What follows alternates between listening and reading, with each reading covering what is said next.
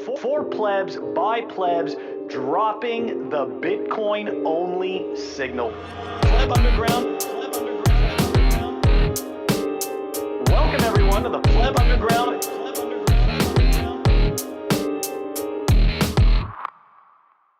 Welcome back to Pleb Underground. This is episode 42. This week I felt I was drawing blank, dispensary time, exploring dank, proof of work till you're making bank, no second best, take number one rank, old few words in brand new stanzas, toxic happy hour, Pubby and Anders, questions change but same old answers, Elton playing Tiny Dancer, memers saying get a grip, there's no time to right the ship, light on it all but it's still dark, the evidence speaks, it's rather stark. Playing games, taking pieces off boards, slaying dames, taking pieces off broads, aerobic respiration, yet still rather reductive, simultaneous elation because it's inductive. Heading back stateside on a mission, time for new fusion after the fission, out in the town, not a basement recluse, girls awkwardly matching, that's address, reuse. Masses suffer from inflation, OMAD, how we dine, bankers busy, insufflation, always working on a line. First it's the numbers, weekly block heightening, T going up, so inner doubt quietening, up to level 2, liquid arc lightning, self-custody liberating, not frightening. Next section is the guest chat, summertime, so not next to fireside sat. Next we look at those ethically defect, real life stories of those they wrecked. Finally we sit to discuss those standing at the podium, selling dreams, don't believe all their hopium. All the base with the dub tribe, fuckshitcoins.com, please like and subscribe. Mining not just for those who boast they must hash, reclining not just for those who host the mustache. Rickety tickety talk. Pleb Underground, it's time to talk. It's Walton Coin Icarus, you boys, they're sick with this. Bitcoin fever, orange pilled but sharp like a cleaver. Rep the plebs, no corporate sponsors. Step up, kids, your profit first responders. So pull up a chair and roll up a zoot. There's suits and riots and regulatory dispute. I'm Mark Goodwin of the print Bitcoin magazine. You know I got solutions like a general in Byzantine. I know I like inscriptions, but I ain't a shit coiner. If you talk smack to my face, I'll make you bite the curb on the corner. Permissionless isn't just a trope to forget. Proposition D's nuts, rope, consumer debt. Bust. C++, Java, and Rust. We're making new Bitcoiners like BTC++. Now it's time to converse with the Coin Icarus on Pleb Underground. Stop. Hey, what's that sound? Is that Roger Moore? Nah, it's just Walton. Two-time in a bond like he's Timothy Dalton. Live and let live. You know we got the Riz. Popping real estate bubbles like champagne fizz. All right, I'll stop so we can talk shop. Starting off with signal right from the top. Fuck your dollar and fuck your gold. Just listen to Pleb Underground and do as you're told. Wow, I was not expecting the rhyme from our guest. And Walton, as always, your rhyme is absolutely amazing. Guys, if you didn't understand who's joining us today on the show, that's right. We've got Mark Goodwin, fellow Bitcoiner and pleb. He is the director of editorial at btcmag. Mark, thank you very much for joining us. Oh, thank you very much for having me. I love what you guys do. Happy to be here. Yeah, let's get into some news, baby. Let's do it. Yeah, thanks so much for having me. Absolute pleasure. All right, Walton, we are moving on over to the numbers. The numbers, of course, brought to us by Timechain Stats and Timechain Calendar. What do they look like this week, Phil? At the time of this recording, the block height is 794,498. The Bitcoin price or fiat Bitcoin exchange, 25,420. We've got a 420 in there. Total public lightning capacity, 5,393.10. Moscow time, 39:34. And the chain rewrite days, 699. Uneventful. Very, very uneventful. All right, guys. This probably should have been on REKT, but I decided we're going to put this on the numbers because maybe somebody can help me make sense of this. I've reread this a few times. I'm an idiot and I just do not get it. Here we go. Shout out to Toxicat for tagging me in this one. Someone just took a $14,500 loan on 2 Rolexes at 12% APR from a complete stranger, all on chain. The Rolexes were sent to an escrow company who then sent back NFTs representing ownership of the watches. The borrower can then use these NFTs to tap into global liquidity rather than taking a predatory loan at their local pawn shop. If they default, the lender can use the NFTs to redeem the watches. One of the most obvious and easy to understand use cases of NFTs. I gotta tell you guys, I've read this a few times. Why even have the NFT at all? I don't get this. Like, what am I missing? So luxury goods are a scam on stupid people, and so are NFTs. And so the overlap is perfect. Yeah, I don't understand. How do you when you lose in default, you get the watches back? Doesn't that seem like you would like why would you get to take a loan out and then play with all that money in the NFT bullshit, and then you get the watches back if you default? That doesn't make any sense to me. But hold on a second. How they say that they're using the NFT to tap into global liquidity? What the fuck does that mean? What does that mean? If you use the word liquidity, you can scam for more money. Because if you can use a word that has like 10 letters or something, then that must mean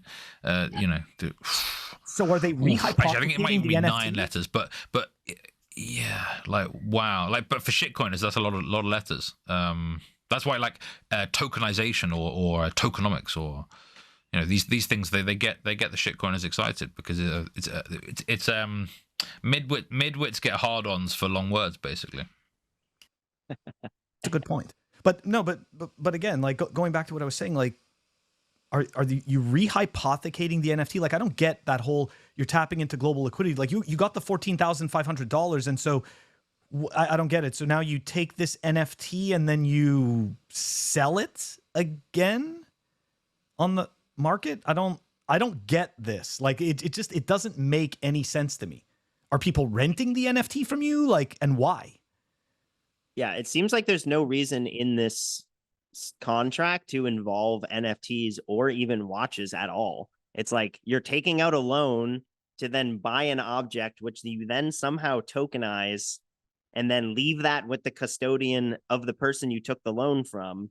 And then you go and play with that money on the open market. It's like, why did you need to involve luxury goods or shitcoins at all? You're just taking a loan at 12% APR. Just do that. Like what's the so it's not that you can like trade you can't keep trading the contract for your loan, because that would be quite useful if there was like, do you know what I mean, if you wanted to buy something, and I guess essentially it's a bit like the idea of refinancing, but refinancing from a pool of people would be from the true masses rather than just from a few companies kind of thing would be a good thing, but you don't need to involve NFTs to do any of that sort of thing. No. I just feel like it's a massive introduction of complexity for the sake of doing it. Like it's like introducing complexity for the sake of complexity. And I've seen that's what shitcoinery is, Phil. It really is. And I was going to say, I've seen this done in software development where essentially you create complex configurations in order to generate revenue, specifically support revenue. So I don't see how this doesn't work in this case, but I'm just saying it's the same type of crap. Fiat. Yeah. Yeah, I mean, fiat. I think you're exactly. I mean, that is what fiat is. It's like the banking system and treasuries and kind of the whole black box of the Fed and the U.S. Treasury together as like a unit it's kind of confusing by design and complicated to the point at which most people just get tired and assume that they'll never be able to understand it, so they don't even try. So I think it's like complexity as like a smoke screen to just, I don't know. I mean, I'm not saying it's like fraud. Like, I don't know what it is. I don't know anything about it. It very well could be. But it just seems like a very unnecessary, like you're just adding extra steps to say you put a Rolex on chain, which I don't really get. That's right. Like you borrowed against the Rolex and you did it very, very complex.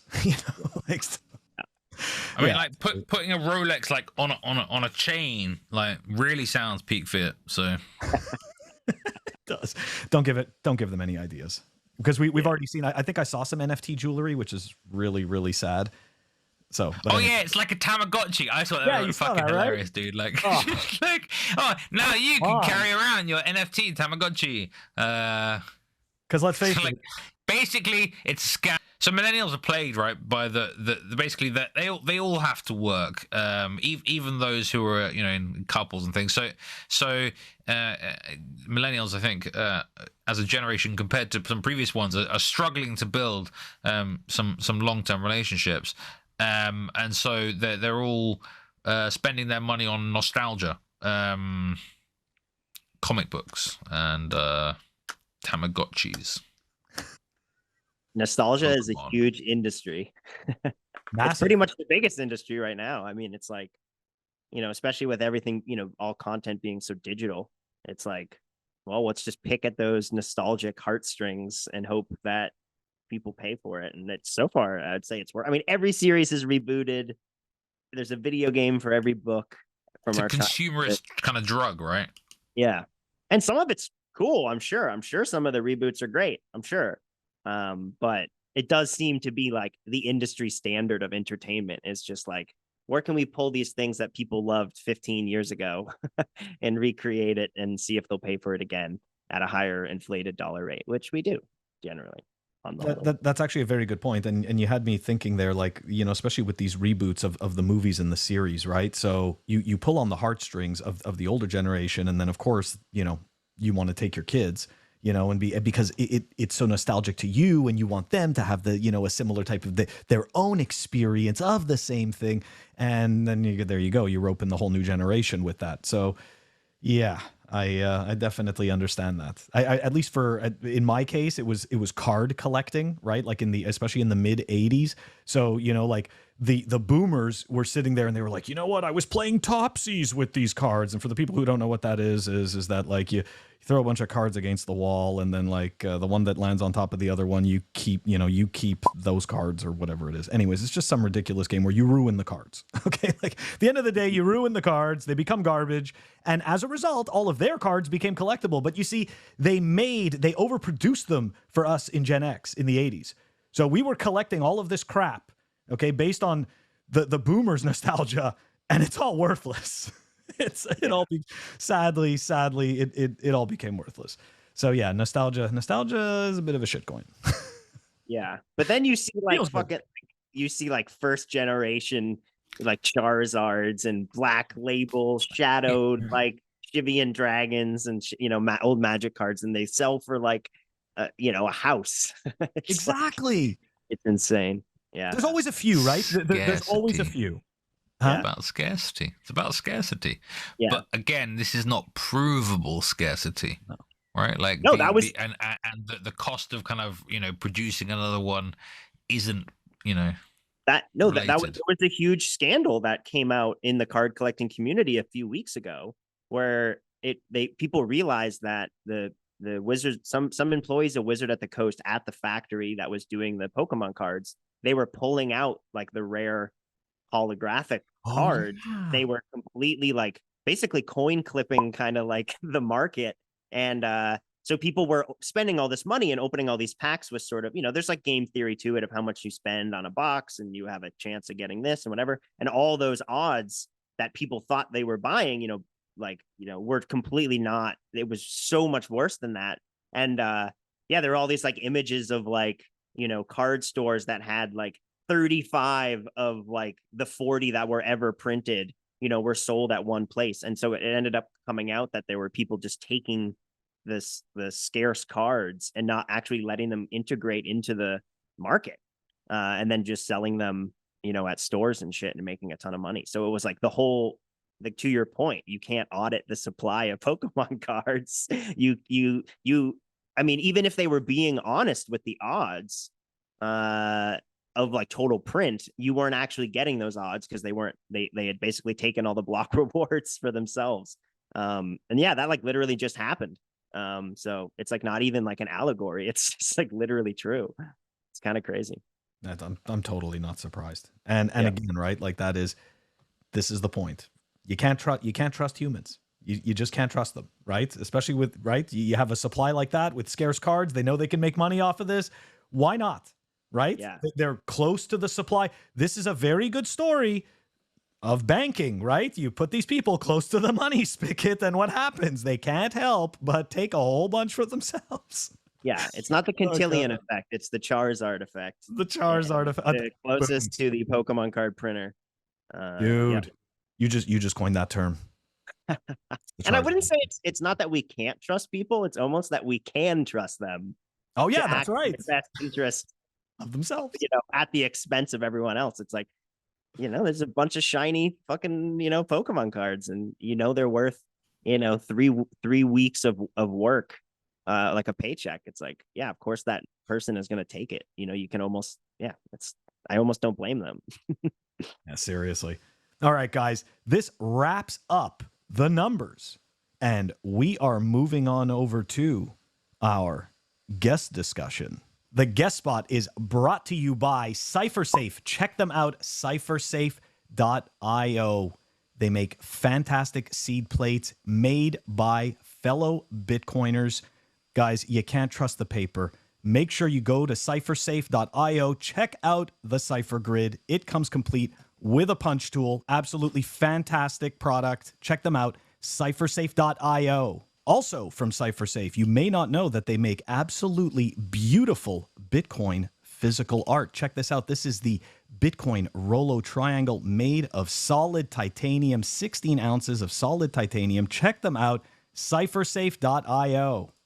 Welcome back, everybody. We are moving into the guest spot. It's soon going to be renamed. We're not going to tell you what it's called, but we're working on something. But anyways, back to the show. We've got Mark Goodwin, director of editorial at BtcMag. Now I know people aren't expecting necessarily to have BtcMag friendly people on our show necessarily. And Mark has had some interesting controversial views. But before we get into some of these views about inscriptions and ordinals and BtcMag, Mark, tell us a little bit about yourself.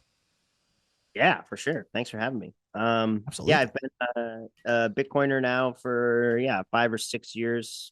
Pretty intensely. I just sort of bumped into it. I lived in the Bay Area for the last 10, 11 years, something like that. And literally, I was working at a bar, and my a regular was Blake Benthal, who set up Silk Road 2.0 after Ross got arrested, and he would just come in all the time, this kind of nice bar. And, we never really thought anything of it. And he bought a Tesla in 2014 when that was cool with Bitcoin before you could really do that. And drove me around the block in the Tesla and kind of just told me about Bitcoin. Totally just of a medium of exchange thing. I had no idea it could go up in price at all. Used it a couple of times back in the day, but literally again, just to buy things. Some expensive things. Yeah, exactly. Thing like putting 50 Bitcoin up a nostril. Not me, but so many of us come from that time. You like that line this week, then, huh? Did you say lines? I did. I don't know if you heard. I actually had. Yeah. It was funny. So I was like, okay, what rhymes with inflation? What rhymes with inflation? Oh, let's think of something a bit different. Oh, here's a good one. Here's a good one. Here we go. So it was masses suffer from inflation. Oh, mad, how we dine. Bankers busy. Insufflation, always working on a line. So insufflation is the act of wow. Insufflation. There you go. Walton with the words. You guys were crazy this week. Wow. Okay, back to you, Mark. You're our guest. Yeah. Back to this. And then, so you weren't a banker, but you were partaking in their candy. Yeah, I mean, San Francisco kind of trickled dust, economy. Trickle down Coconomics. Yeah, exactly. I was kind of there for the peak, and I kind of sold the top. I worked my last shift as a bartender New Year's into 2020. So literally 2 months later, the entire city industry, everything was all shut down, and most of them didn't recover or come back. Most of those places are gone. Kind of insane. So how did you short the pandemic? I mean, we know you're short already, but how did you short the pandemic? I mean, I kind of just left and positioned I was like, all right, I want to just focus on Bitcoin. I had been obsessed with it, obviously, like a lot of us in 2017 when things started to pop off, I like started paying attention and was like, oh, it can go up. That was kind of when I realized it could go up. And then I spent, kind of the next 3 years just like learning everything as much as I could. So much good Bitcoin content out there. And then, I just decided I wanted to stop bartending. I had stopped drinking around the same time, stopped doing that other shit, insulating or whatever the, not insulating. What's the word? Insufflating. Insufflating. Insufflating. Yeah. So stop doing that. Just actually about to hit 5 years, which is nice. Feels good, man. Congratulations. Yeah, congrats. And absolutely. And obviously Bitcoin was a big part of that. It was like, it was just a cash-based economy. We were making we were making very good money. People were just throwing around cash in the Bay Area. It was crazy. You just get off work and have like a few $100 in your hand and go to the next place and spend 100 of it on booze, buy a bag, whatever, blah, blah, blah, night after night after night, all this shit. And I just got really like fed up with it. And it's like, I don't really believe in any of this shit. I don't want to sell booze. I don't drink it. I don't believe in it. I don't want to support this industry. I had all those feelings kind of before, lockdowns and stuff. And then that just really exacerbated all of it. They were kind of the front lines of a lot of things that I didn't agree with. So that's sort of how I sold the top. I dipped out of kind of the life that I had, this kind of service industry life, and focused on Bitcoin at the start of 2020. And that was kind of, obviously, I had the next couple months of that insane drop in March. But then it 20x the next year. And it was kind of right when I dove in, like kind of full-time teaching myself and helping other people. Both my parents are CPAs. They run a little firm in Massachusetts, and would just like help like a lot of their clients and do kind of just like a Bitcoin 101 and a lot of those things. And just kind of did that for the majority of lockdowns. I did a couple artist-based things. I went to school for music. I went to conservatory for jazz drums in Boston, and then went to a liberal arts school, then left. So was doing a lot of performance. All that shit got shut down too. So I did a little project called the Art Bank that was like doing free consultation for Bitcoin, to get artists kind of set up to accept Bitcoin and have a wallet. And then we did these like streams where people that had lost gigs could come and perform and get a chance to make money, and we would give them Bitcoin and have a little QR code on the thing. It was pretty fun. And then that all kind of just led into Bitcoin Magazine. I just started writing kind of out of that. I wasn't working a day job, and worked as just a writer there for a few months online. And then they pulled me on when they were restarting the print magazine. They had just done the El Salvador issue, which was the first one in November of 2021. And then they brought me on right at the start of the year to, help them with the next ones. And I've just been busting out magazines ever since, pretty much. Okay, Mark, tough question. Last week, I argued, I did this to Mike Germano as well, like at the conference, that David Bailey's actions, I think, are undermining the credibility of Bitcoin Magazine. He's essentially affinity scamming Bitcoin Magazine to push shitcoins because he got wrecked because he lent a bunch of money to shitcoiners. Like, also and dashed 20% of his staff, right? Bitcoin Magazine calls itself the most trusted voice in Bitcoin. Do you think it can continue to call itself that, honestly, knowing what it's currently doing or associated things are doing? Bitcoin Magazine, can it continue to be the most trusted voice in Bitcoin? It's a great question. I think it definitely can. I think this is an important, like, kind of crossroads for like every single aspect of Bitcoin. Pretty much, we have this like culture clash happening, and a bunch of people that have been affinity scammers on other chains and other things and NFTs and all this, this kind of general shitcoin world is like all rapidly coming back to Bitcoin, for a lot of reasons, regulatory, new tooling and all that shit. And so there's a lot of people that are all kind of trying to attach themselves to the Bitcoin brand, whether that's politicians, former shitcoiners, whatever. But it's like, you kind of see this, the bottom of the bear market, or the bear market people come back home. So I think we have to kind of navigate that carefully, I think, as an editorial, because we don't want to just like let in a lot of people that hurt a lot of people, right? Like this is, zero sum kind of shit generally. And a lot of people did a lot of disgusting stuff this cycle that hurt a lot of people that I care about, including people that no longer work at our company because of, commingling user funds and blowing up the market. And, people maybe not being so prepared for that. I mean, it directly affected a lot of people that I care about a lot. And obviously all the people that I don't know, like the millions of people that got their life savings taken from Luna or from FTX or whatever. It's like shame on those people. It's absolutely disgusting. And yeah, obviously we don't want to let those people back in. We don't want to condone that stuff because those people are criminals, literally. And even in a not a state framing, it's like they're fucking scumbags, more so than anything. So well, yeah, I don't think we should let those people in. And I think that's a big part of what we kind of have to navigate. It's like now everyone is like, okay, Gary Gensler just like killed every shitcoin. All these we're gonna be talking about parasites are jumping back to Bitcoin. And in many ways, I think we have to kind of welcome the general, like, yeah, everyone come back.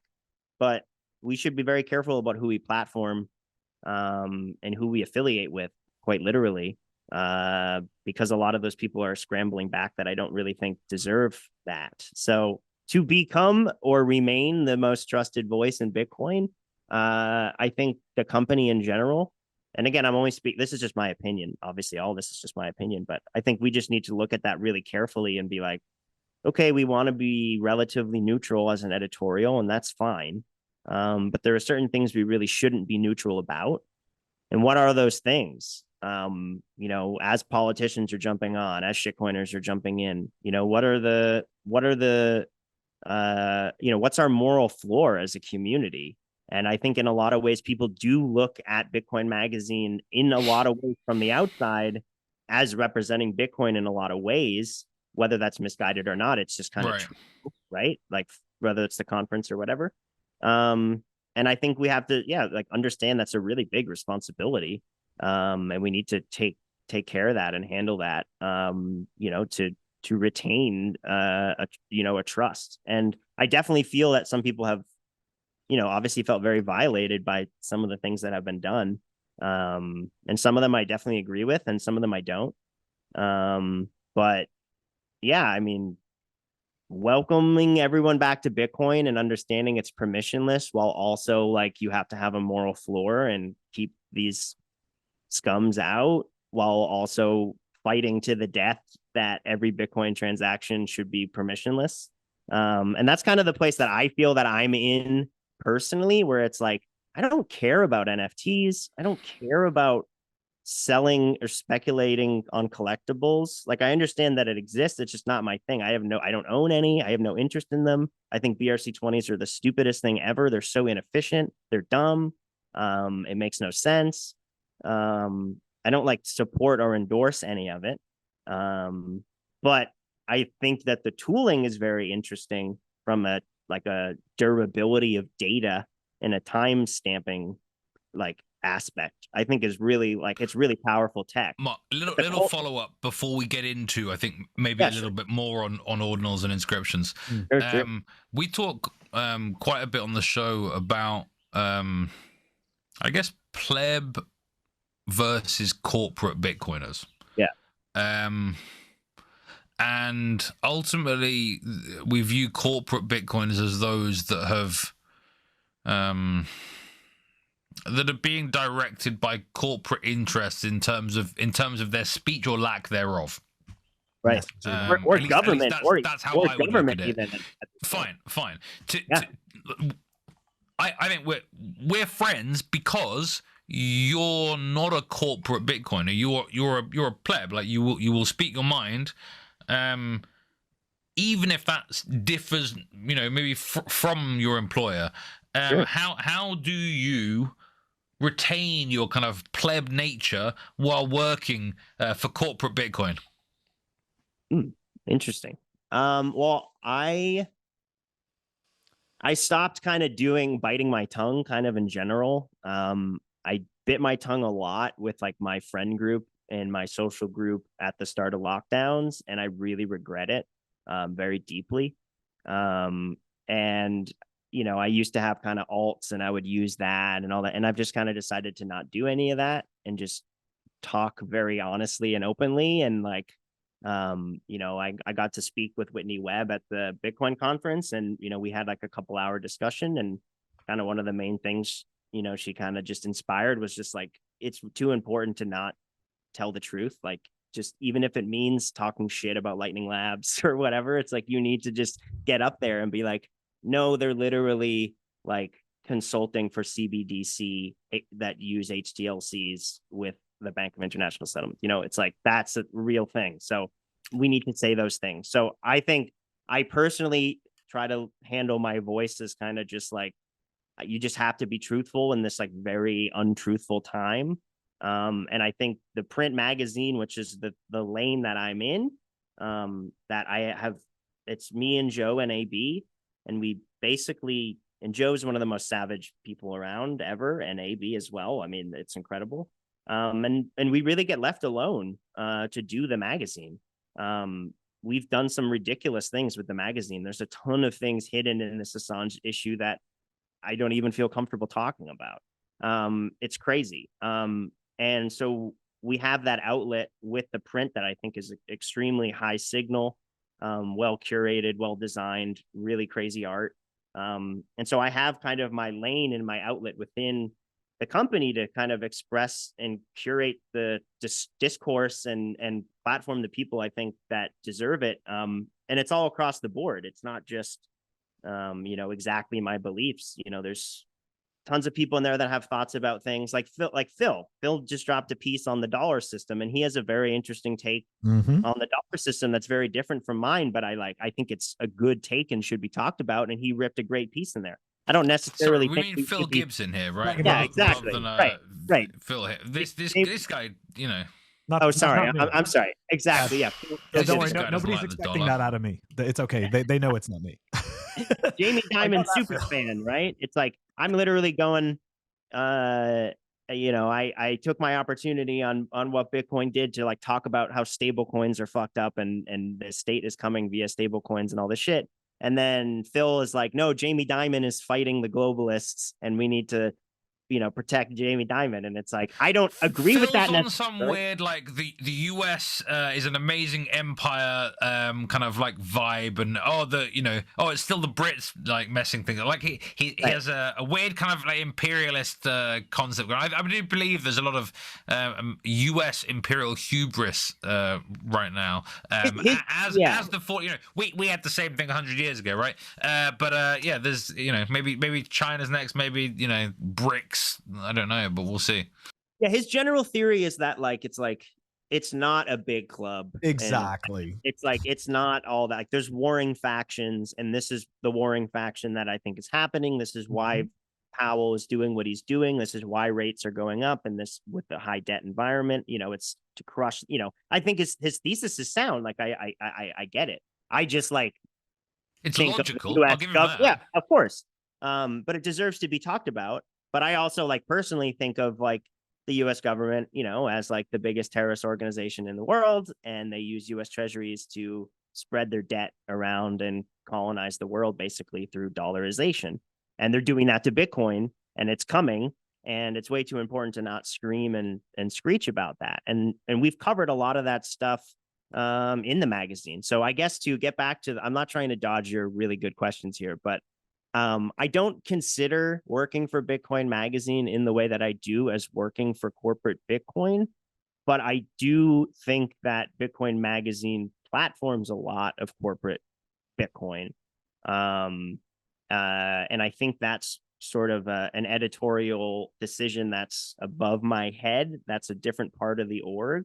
I think there was a good comment from Ben Carmen about he's like, we're all on the open source stage and Barack is introducing ARC, and then on the main stage it's like Bobby Lee or something, and yeah, it's like what what the fuck is that? I agree. I agree with that. But I also am like, well, the open source stage, like last year I was there like the whole time. It's incredibly high signal. I learned about so many things that are now incredibly important that came from that. But yeah, like I don't there's a lot of, man, Bitcoin's hard because content is all over the place. It's like, I guess people really like that content. They really like macro bros talking about um institutional adoption. Like I get that. But also, Mark, it's not simple because I think we went to someone gifted me a couple of tickets. In fact, no, let me do the shout out with this guy, Chris. I think it's called like Chris Unscripted. He gifted me a couple of whale tickets just out of the blue. This guy contacted me, and I thought, okay, yeah, okay, you need to go learn about stuff, but I can speak to Bitcoin and I can learn about Bitcoin anytime. Sure.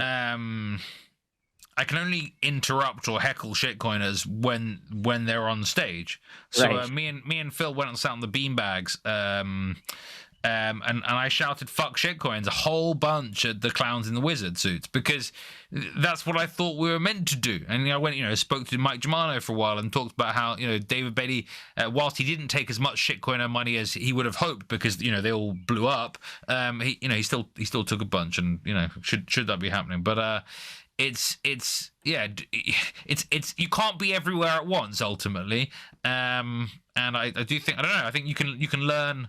One great thing about the Bitcoin community, people hate that term, but is that the majority of people you can reach out to if you want to learn, and they will willingly help you at some point, often for free. Yeah, I mean, you have to be at the talk to see the. Yeah, no, totally. I the gathering of everybody together is the event for me. It's like that. Like I love seeing you guys and seeing right, it's about the plebs, right? Exactly. And that's the stuff I generally take away from the most, is like the time where we all get together. But I do think there is like definitely some really cool programming wins in there, like no doubt. And then I also would see stuff that I'm just like, I don't know why that person is here. I don't really know why that company is sponsoring a booth or whatever. I don't know. I saw some things that I was like personally surprised about. And but yeah, like I literally, again, not trying to weasel out of this, but I really don't have anything to do with the conference. I get to kind of experience it with everybody else.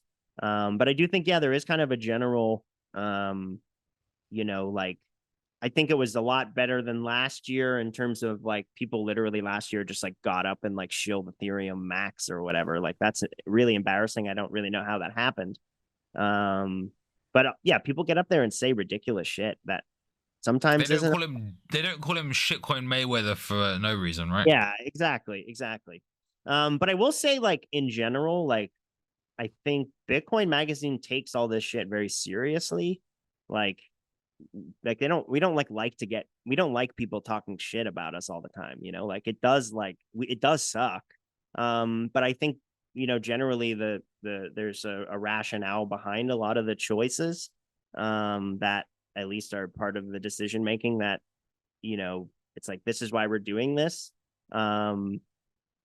But yeah, I mean, I find out stuff all the time about the company that, like there's a lot of people. It's a big thing. BTC Inc. is a much bigger entity than kind of Bitcoin Magazine. And I think that almost kind of as a, the way that I actualize it, the editorial is very separate from that. And so I can handle what I can handle. And we have very clear rules for what you can talk about or not talk about in the print magazine. No ads. You can't have any symbols of this or that. We have a lot of that stuff in place because that's kind of our lane to decide. I hope that a lot of the criticism is listened to.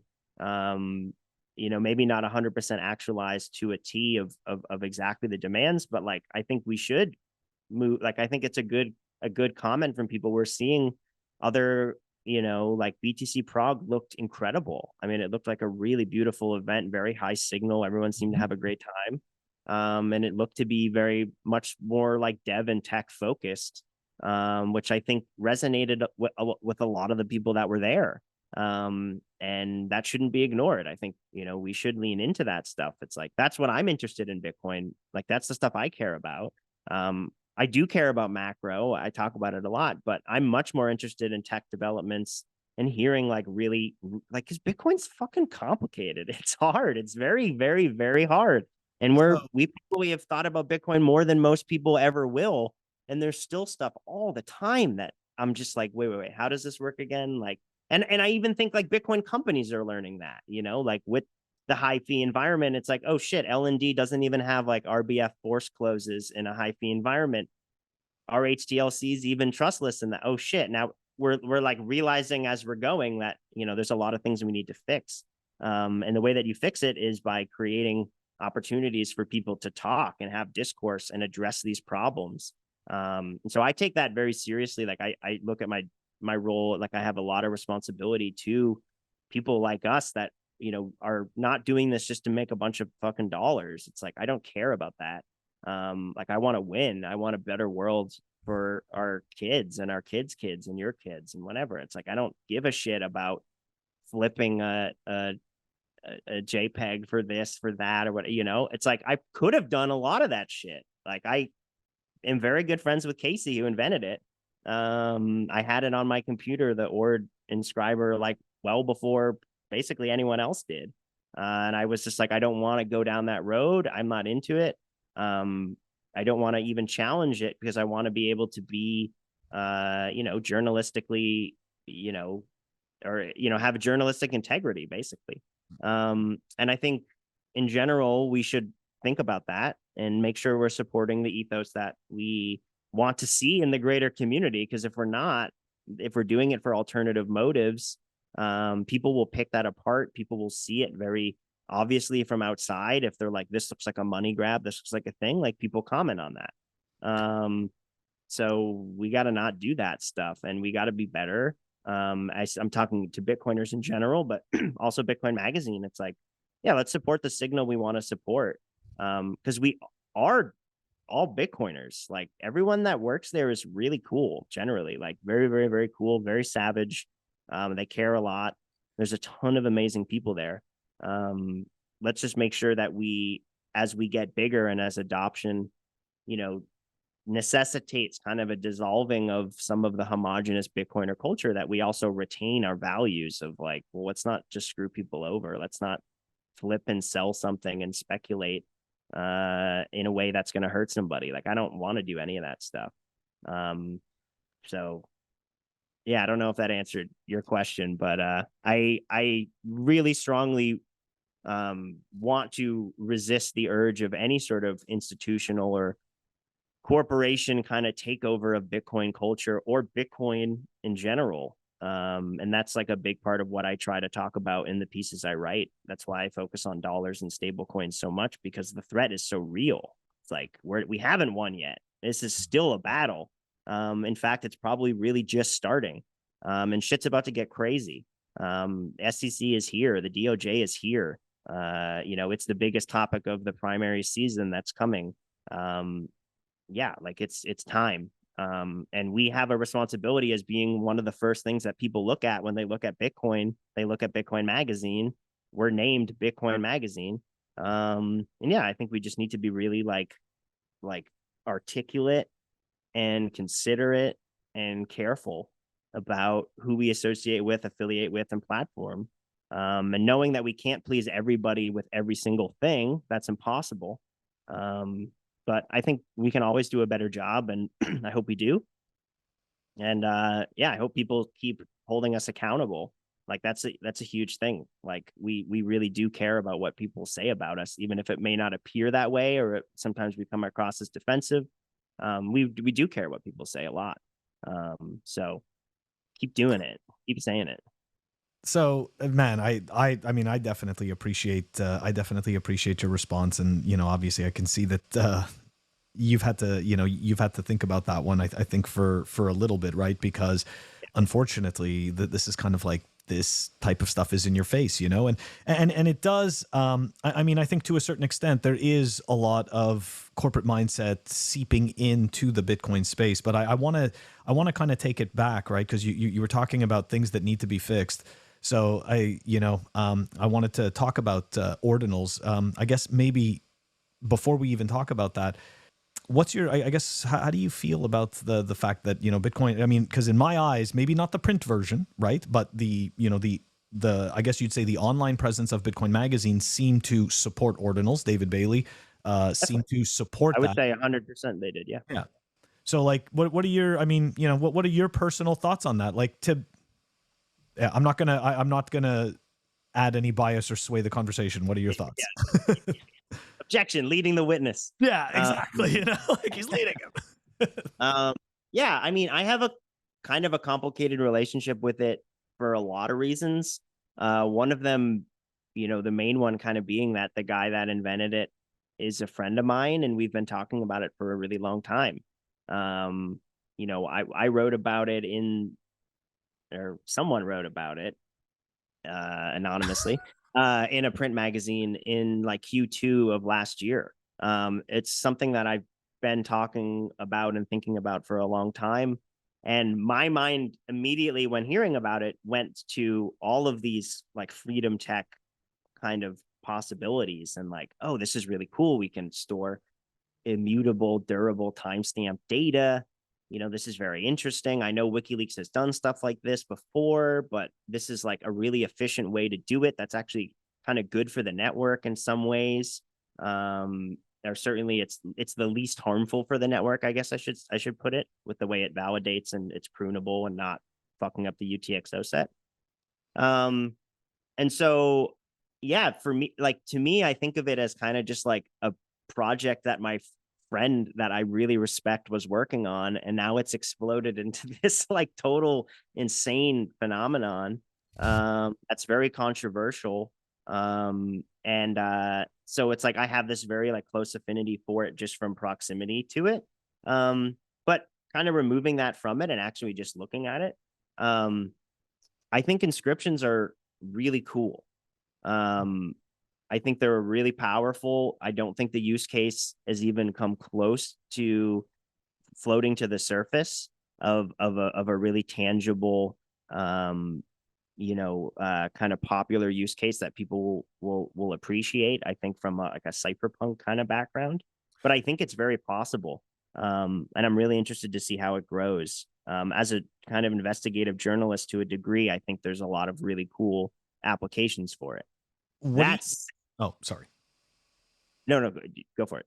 I was just going to ask you, what do you think about the, I guess the path, I guess we'd say, of how people have essentially marketed ordinals? Yeah,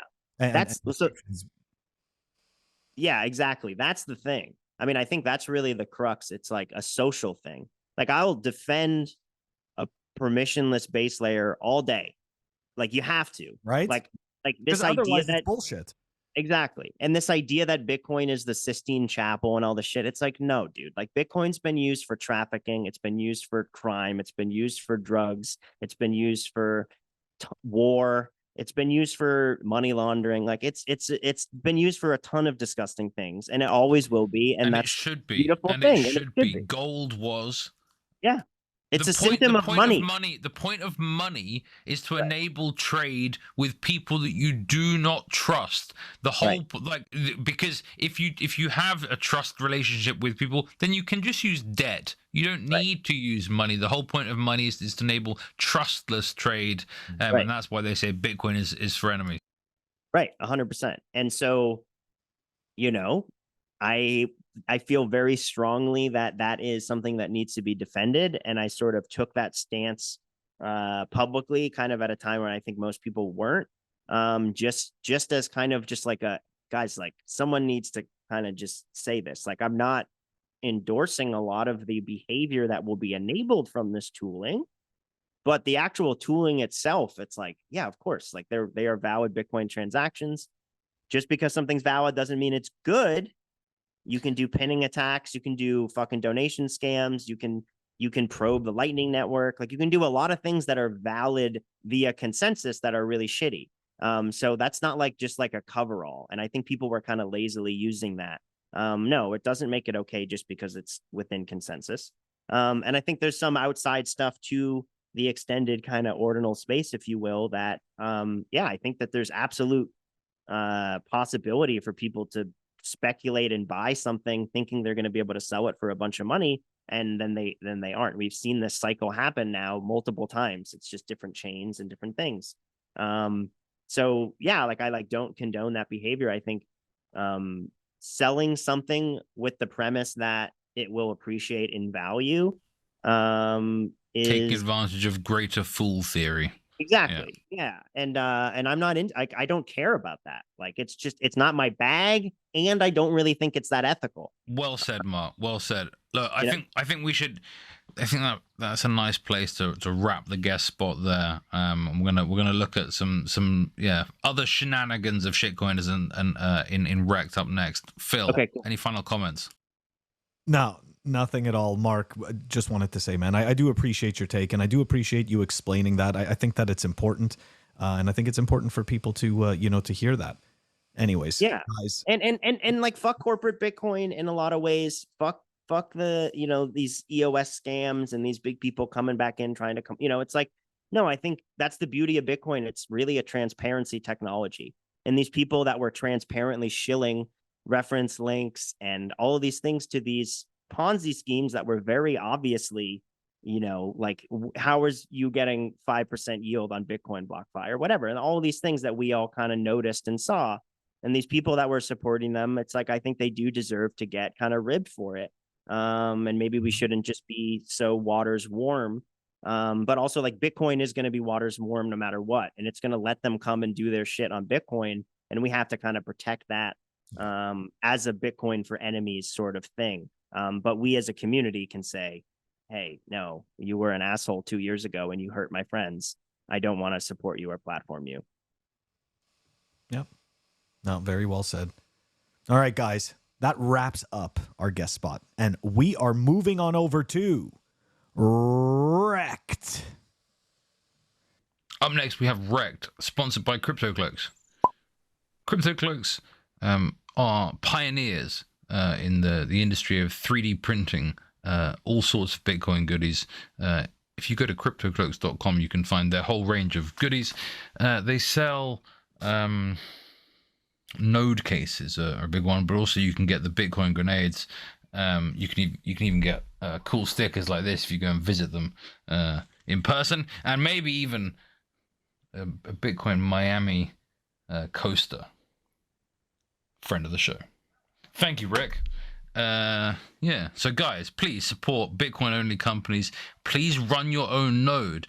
Please make your node look sexy, and to do so, head on over to Rick over at cryptocloaks.com. Welcome back to REKT, where we have two stories for you this week. The first one, REKT, of course, is the fat guy that bought a Lambo, who this week, he's not been a stranger to using inflammatory language, ad hominem attacks of people that say things that he doesn't like. There was someone who called him a scammer at a show, and he called them a child molester. This week, he's calling the Gary Gensler Hitler, and the SEC the Gestapo.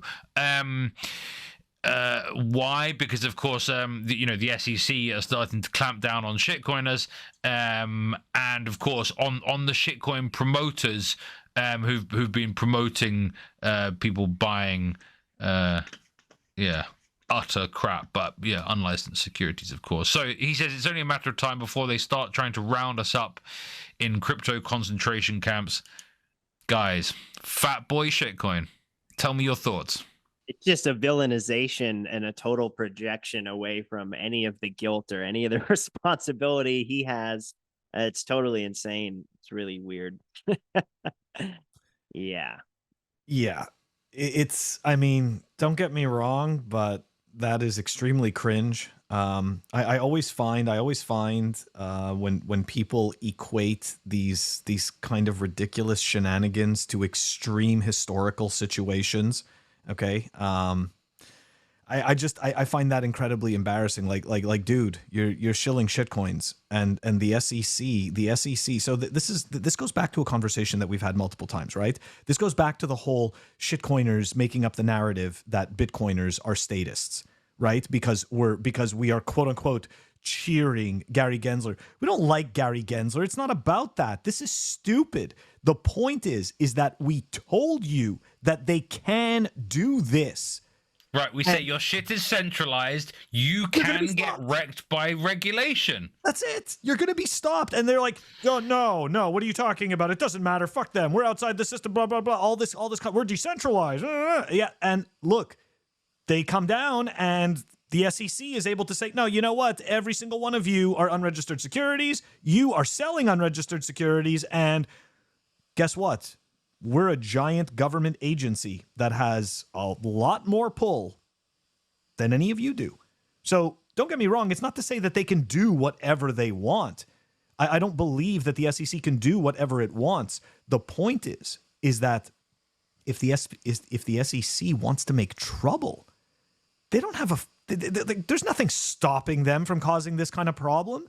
There's nothing stopping them from imposing all kinds of rules that now all of these people have to jump through. And that is the point. The point is that it can be done. And we told you that it could be done, and it was. And now they're screwed. That it's like this was the whole reason we told you Bitcoin only, because guess what? The SEC can make all of these rules for Bitcoin.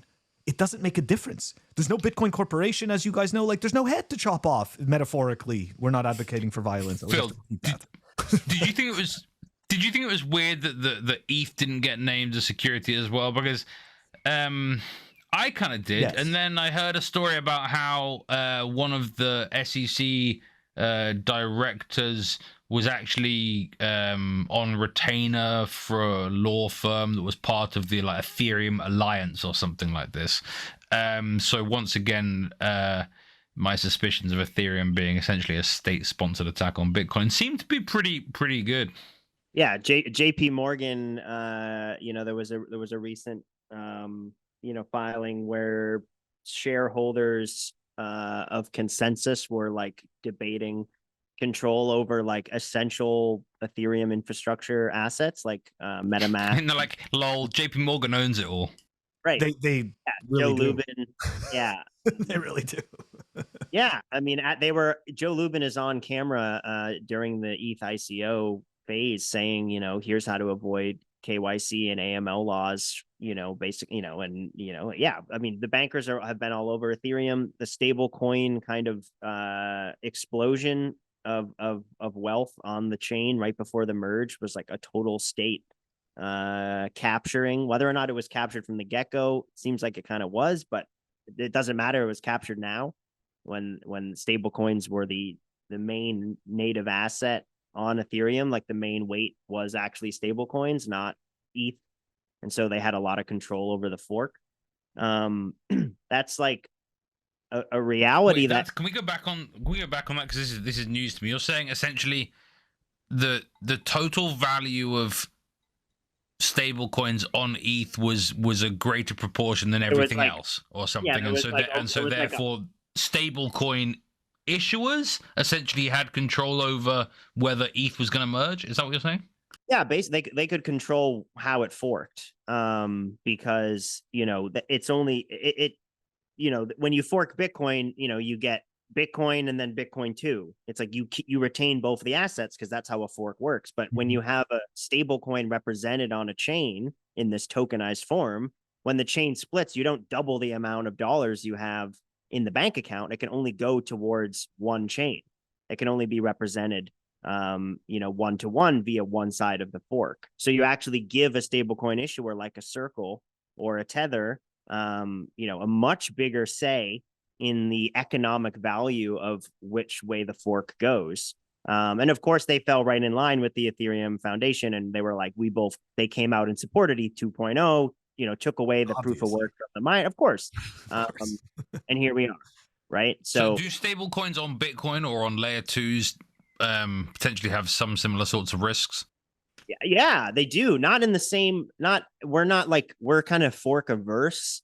Whereas like Ethereum, I was thinking more for like layer 2, like, how Lightning, they want to cash in with Taro rather than, do Bolt 12 and upgrade their tech to, same as everyone else or whatever. Well, Taro is still main chain. You are putting the Merkle tree for Taro, whatever it's called now, Taro Taproot Assets or whatever. Oh, no, that's it. It's called Tap Pro or something. Like, they changed the name because they got sued or something. Yeah. Exactly. And but the Merkle tree is in the block. You just transact with them via Lightning on top, but you're actually, anchoring it. So it's not because Bitcoin's consensus is very different than Ethereum's consensus. It's much less of an issue. Again, this is, to Phil's point, this is why we Bitcoin for all of these reasons. It cannot be state captured nearly as much. There are ways that Bitcoin can be, attacked, whether it's through centralization of mining and some central, there's definitely ways people can subsidize businesses and sort of rational economic actions. Like a lot of Bitcoiners kind of just assume everybody in Bitcoin is a rational economic actor. It's like, well, why would you waste hash? Why would you try to reorg when you can make more money? And it's like, well, yeah, that's true. But also, what if the dollar system is money printing a bunch of money and paying up a bunch of adversarial miners to come online? And, they're not thinking about that rational economic choice, So that's why I have my general anti-stable coin on Bitcoin. I think it just opens up a lot of attack vectors, whether it's for regulation, money transmitter laws, all these things. I think in general, the state doesn't need any more reason to attack Bitcoin. Taking the ability for the state to pardon debt is like the state change here. That's the big thing. They don't need any more reason to try to take out Bitcoin. But I think putting Bitcoin on the base layer, dollars on the base layer, it opens us up to more regulatory issues. Lightning nodes, are we now money transmitters? Do we need to, register them? I agree. That's a key one. And there's a whole bunch of people been calling for that sort of thing. But I know Magoo is one of them. The stable coins on Lightning is such a regulatory capture vice type thing, right? Yeah. We've got to be very wary of. And this was at Pacific Bitcoin Sailor's keynote or fireside with Corey or whatever. He was like, don't be a martyr. Don't push back against the dollar system. The dollar coming onto Bitcoin, onto Lightning is a $10 trillion industry. Number go up. Don't fight the state. Don't let it happen. Remind me, it's a 14-minute drive from MicroStrategy to Langley. Is that correct? I believe they share a valet. Yeah. Yeah. So that kind of stuff. It's just I don't agree with that. It's I think we really should. A lot of affinity virtue signaling is done with stable coins. This whole my global south virtue thing. It's no, we've seen what happens. Banks, it's not unbanking. It's not banking the unbanked. You're charging them fees through Ponzi scam rails, usually, to get access to your bank account. And then you get to sell basically U.S. Treasury debt and spread it to people in Indonesia and in Africa. And it's just what are we doing? Why are we building rails to dollarize the world with Bitcoin? That just doesn't really, that's not why I'm here. Yeah, maybe number will go up faster, but I don't want to live in a world where Bitcoin is $1 million, a loaf of bread is $250, and there's 10,000 people that have any money in the world and no one else has any money. And okay, it's Mark. dollar. That right, sounds so I think we've covered pretty clearly your views on how you want the money to go in the future, but let's talk about how you want the speech to go in the future. My second story this week, second and final story for REKT, is one that I did not expect to happen this week, and that was Damus being talked about by some billionaires. Damus, for those of you that don't know, is the predominant iOS app for using Nostr. Of course, Nostr is a decentralized protocol for communication, and by having an app on a centralized app store, of course, it's not very unruggable, and so for a decentralized communication protocol, you're then giving yourself some centralized way of not being able to use it. But I thought it was interesting. Apple telling them that they're going to ban Damus because of Zap, essentially. Oh, Apple want a cut of any money that goes through anything, whatever. But Elon Musk replied to someone highlighting this. Jack had been tweeting about it already. Elon said, if Apple competes against the whole world, Apple will have the whole world against it. This is not a winning scenario.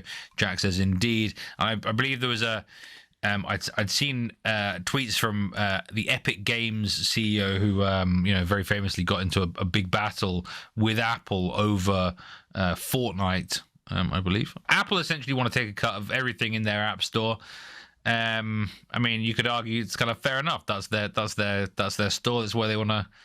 They can charge the fees that they want. But what they were actually arguing Damus was doing wasn't true, right? The people on the site aren't content creators because their content was available to everyone.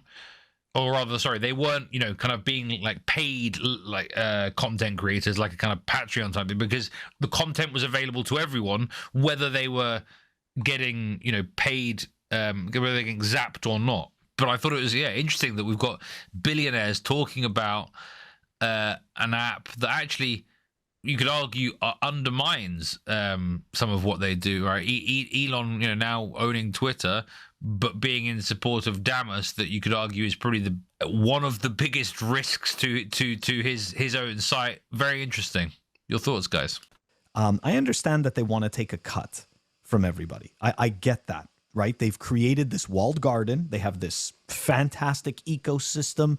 It's probably one of the best working circle jerks in the whole world. Okay, like between the software and the different, the hardware that they have, everything just runs so well.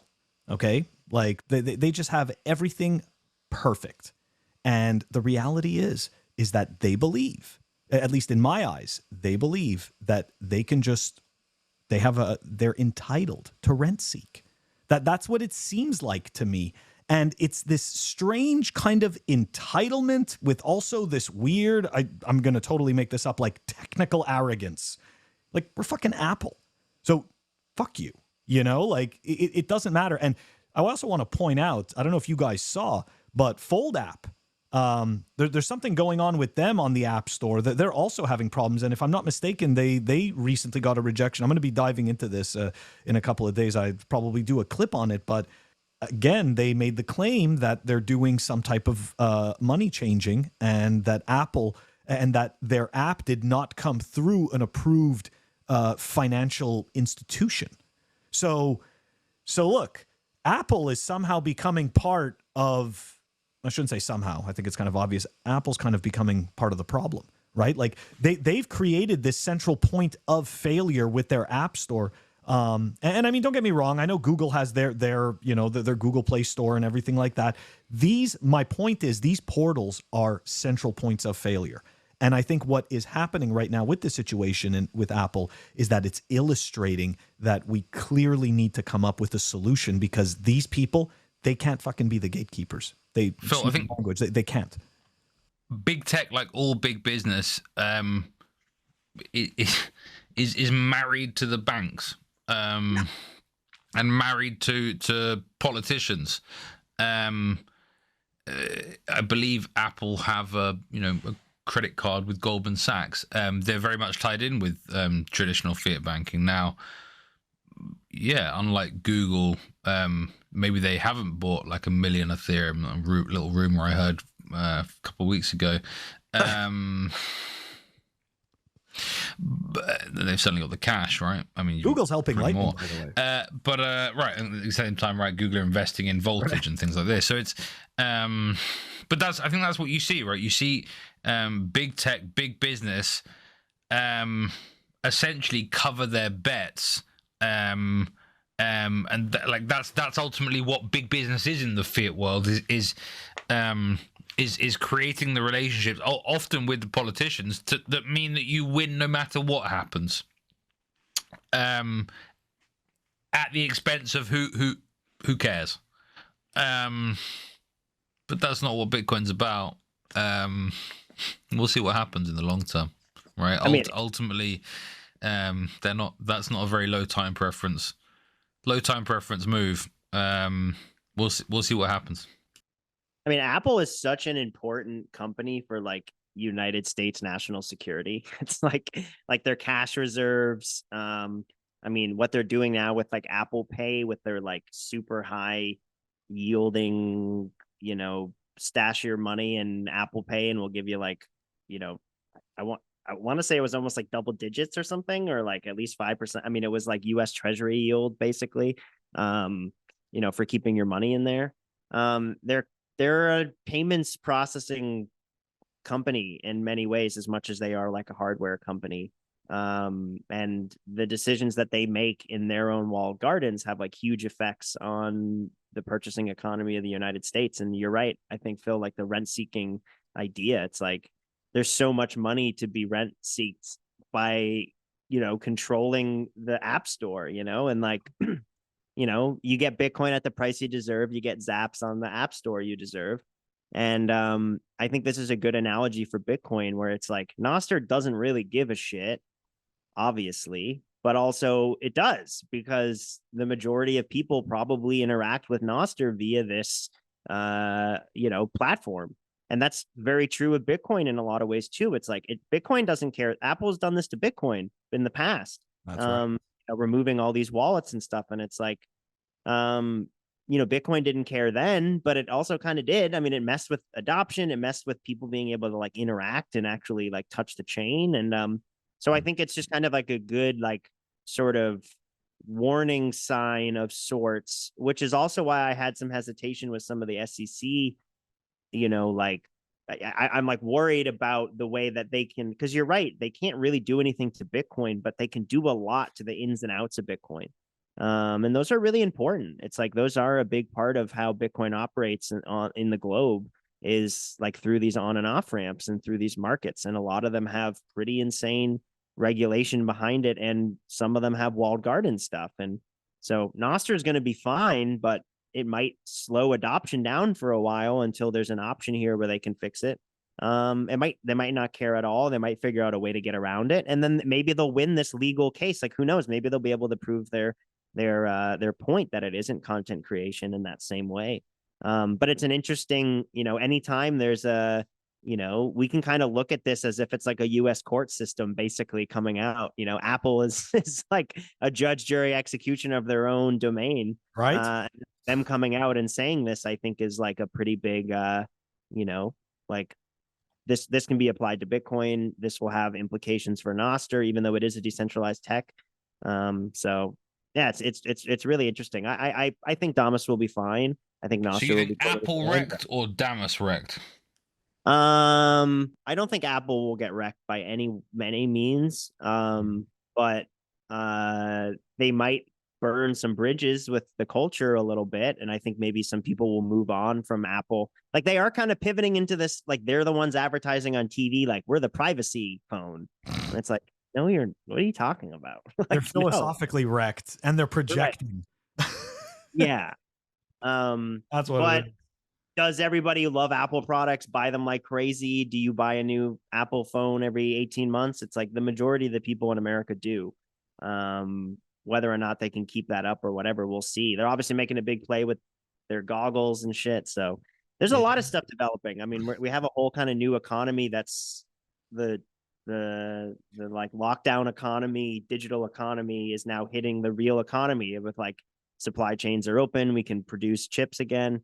It's like it's going to be a fascinating world, and I think Apple will be like a leader in the new economy. So it will be interesting to see like when they pivot, and I think it will be when it makes them money. And that's a thing with Lightning. It's like they could very easily figure out a way to interact with Lightning, and they get a couple of basis points. It's like they could totally do that. That's a kind of a function of institutional Lightning. So like they probably will adopt Bitcoin when they can rent seek it in a way, and that's fine. That's kind of business. All right, guys, that wraps up REKT, and we are moving on over to the Hopium. The Hopium. There it is.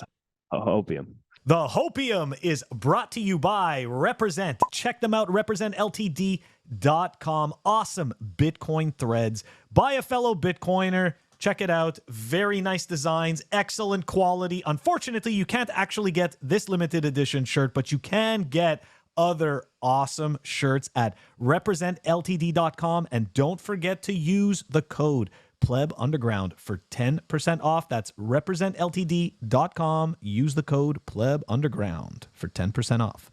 I mean, I don't think it's really a surprise that we're covering the BlackRock rumors on Hopium, but yeah, that's right. We're covering the BlackRock rumors on Hopium. Here we go. A tweet from @BTCCulture. Did you know that while the SEC is busy suing Binance and Coinbase, BlackRock and the biggest banks in the US silently bought record amounts of Bitcoin? We're going to actually dive into the article about this because I find this, right? We always talk about zooming out and we always talk about paying attention to the signal and not the noise. And I do think there is a lot of signal in this, although I give zero fucks about a Bitcoin ETF. But anyways, I digress. Let's dive into this. Here we go. BlackRock is close to filing for a Bitcoin ETF application. BlackRock will be using Coinbase custody for the ETF and the crypto exchange's spot market data for pricing, the source said. The world's biggest asset manager is close to filing an application for the Bitcoin ETF, according to a person familiar with the matter. BlackRock began working with Coinbase to make crypto directly available to institutional investors midway through last year. Now, think about the SEC. Think about all the legal proceedings that are going on with Coinbase, okay? And this is all being worked on, right? It wasn't clear if the ETF will be spot or futures. BlackRock did not immediately respond to requests for comment, and we're going to talk about this in a second. Securities and Exchange Commission has rejected every application, as we know, for a spot Bitcoin ETF, though it has approved several Bitcoin futures ETFs for trading. So that first tweet that we showed essentially explains how BlackRock is buying a lot of MicroStrategy shares. Okay, and is this anything new though, Phil? I feel like there's not. But Rick, what's his name? Rick Reader. The I think he's like, I want to say he's, I don't know, CIO, Chief Investment Officer of fixed asset income, so like bonds and all that kind of shit, right? For years he's been speaking positively about Bitcoin. I think at some point, he said Bitcoin and crypto, they're here to stay, blah blah. But he was part of kind of the 2020 or the 2020? No, sorry, 2021 macro Hopium chat, right? Like there was, obviously there was a sailor, but he was another key one of, basically, this stuff's gonna go to the moon, and I think only this month he's saying Bitcoin and crypto are durable assets, of course, after they're selling them to their customers. It doesn't surprise me that BlackRock are doing this, and it doesn't surprise me that it's at a time where the media are bashing Bitcoin and crypto, of course, because the media are the mouthpiece of powerful people, not of course, including those that run large banks and asset managers. Yeah, man, very well said. These companies don't want to pay a premium for this, and to your point, right? Like, we zoom out and we can see that all of this SEC noise and everything. Look, they're gonna make their regulations more clear, because apparently that's the big problem, right? Coinbase needs clarity. I don't know, maybe they need my glasses, who knows? But apparently they need clarity. Now, the other piece I wanted to talk about that had to do with this is this business of a spot ETF. If you ask me, and again, I don't understand that business entirely. I don't think they are ever going to do a spot ETF. I actually believe that all of this ETF talk, all of this type of stuff, I know that this sounds terrible, but I feel as though a lot of it is designed to essentially keep the Bitcoin market price artificially suppressed. And I believe correct. And it's not only me that believes this, it's many of us who pay attention, believe that if they approved a spot ETF, the Bitcoin price, well, the fiat exchange would go through the roof. So I think if we zoom out and we take a look at this, I think that we're watching, like I always say, we're watching a show. And right now the show is telling us all of this is bad. All of this is bad. Stay away. But if we look at the signal, all of the big institutions that watched all of these smaller institutions come out of nothing and become crypto institutions, they're ready to take over. And this is a point that I made already a few weeks back. I do believe that that's what's happening. I believe that the legacy finance system, even though, don't get me wrong, they are invested in crypto companies. We've shown how Goldman Sachs is a major investor in BitGo. Okay, so it's not like these people aren't in there. And as Mark and you, Walton, alluded to before, right? JP Morgan owns Consensus. So it's not like these players aren't here, but these players are now ready to take a bigger piece of the pie for themselves. That's, anyways, that's my take on that. Mark, 100%. thoughts? 100%. And I think it's like, this is king-making behavior, right? It's like, this is BlackRock, this is Coinbase. These are some of the biggest kind of institutions in that field or in their respective fields in the world. The SEC comes out and basically grabs Brian Armstrong, by the nut and can do whatever they want to Coinbase, being a regulated company and, a publicly listed company. And now it's like, okay, you're going to do our custody. You're going to set up our ETF for BlackRock, and you're going to do exactly what it is that we want you to do. You're not going to go offshore. You're not going to do any of this bullshit. You want to play in America and play with BlackRock money? Well, here's how you do it. And that's how this stuff works. It's like whether or not it was planned from the beginning or whatever, like who the heck knows? But like the digital Federal Reserve is coming. It's here. The digital dollar is coming. FedNow is launching in like 3 weeks. Like who knows what's going to kind of come next? But like BlackRock setting up an ETF with Coinbase a couple weeks after they get, it's like, to me, it kind of makes a lot of sense to me that those moves would happen in that order. Because to me, this is just about positioning for this, inevitable kind of switch to digital currency. Hey, Mark. 2 points. One. Okay, go ahead, Walton. One, countries, sovereign nations, and the militaries that defend them don't defend the population. They defend the asset holders in that area. That's all this is. This is the US government defending its asset holders.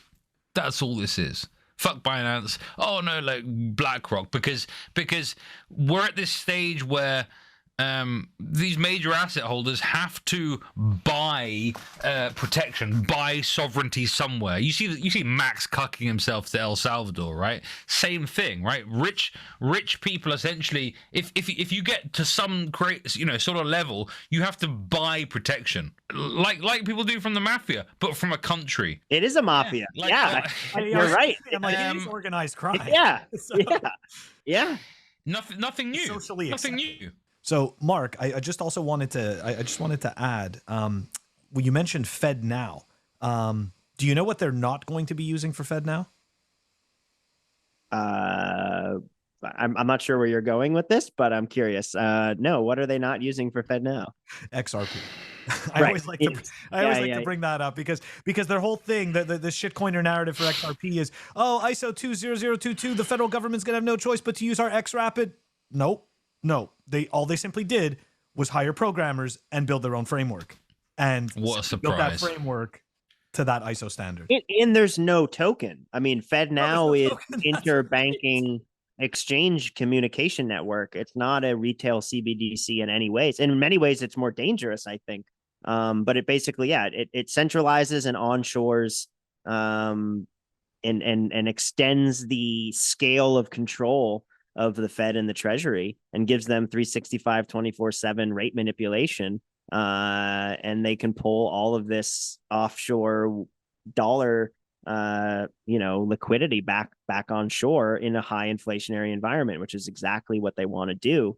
Sounds like a shitcoin, Mark. And do you know what else is a shitcoin? ETFs. ETFs are a shitcoin because they're the reason that gold failed, retards. Like, seriously, guys, ETFs are bad. ETFs are bad. Custody is bad. Bitcoin is meant to be money without custodians or intermediaries.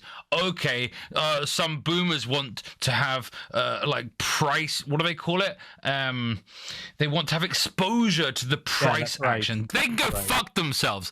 Buy Bitcoin, self-custody, fuck ETFs. Like, seriously, guys, get your shit together.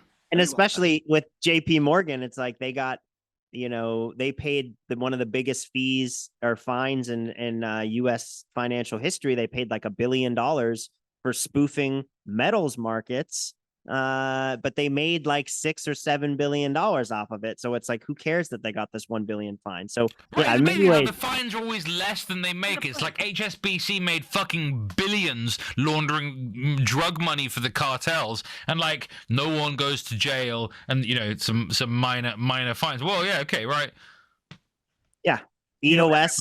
everyone at the country club is going to know you're a scammer, and that's bad enough. The Scarlet S, the shitcoin scammer Scarlet S. Yeah. You know, it's unbelievable and complete bullshit. Absolutely. All right, guys, this wraps up the Hopium, and it wraps up this week's episode of Pleb Underground. Mark, if the plebs dare to reach out to you, how can they find you? Where can they find you? Yeah, for sure. You can follow me on Twitter, Mark Goodwin with an underscore between the W and the I. You can also look for me on Bitcoin Magazine, a little bit on .com, but more so these days, cranking out the editorial for the print magazine. Subscribe, grab it. It's a really awesome magazine full of really wonderful shit. Please support Print Mag.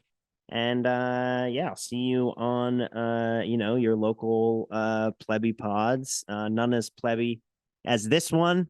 Thank you so much for having me on. That's not true. That's not true. Hey, guy, look, no, I'll tell you where you should go on next. You should go hit up Frito and LC. Yeah. They're just as plebby. Blue collar podcast. Maybe even more. They're fucking crazy, those guys. Yeah, blue collar is legit. My father's father was a firefighter, so I have a weird affinity for them. Fuck those guys. One sec. That's an affinity scam. That is an affinity scam. That is not the real BC pleb. Fuck those guys. Oh wait, what did I screw up? Huh? No, because LC is not a firefighter. Although I think he's probably set himself on fire a bunch of times. Oh, I see what you're saying. There's two affinity podcasts. Yeah, there's two podcasts. There's one blue collar podcast, and then there's the blue collar plebcast, which was shit. Yeah, and that's by Frito and LC. So yeah, definitely hit them up. And by the way, we're gonna put links to your contact details in the show notes so people can find you. And guys, don't forget, like and subscribe. Help us battle the evil YouTube algorithm. And if you want to check out our audio only episodes, check us out on Apple Podcasts, Spotify, and Anchor. If you want to stream us sats, check us out on fountain.fm. You can stream us sats through Breeze. Walton, it's our out on this. Fuckshitcoins.com. Please like and subscribe. We'll see you next week. Absolutely. Fuck shitcoins. Mark, thank you so much again for joining us. Got to throw that out there too. Yes, thank you, man. Pleasure to be here, brothers.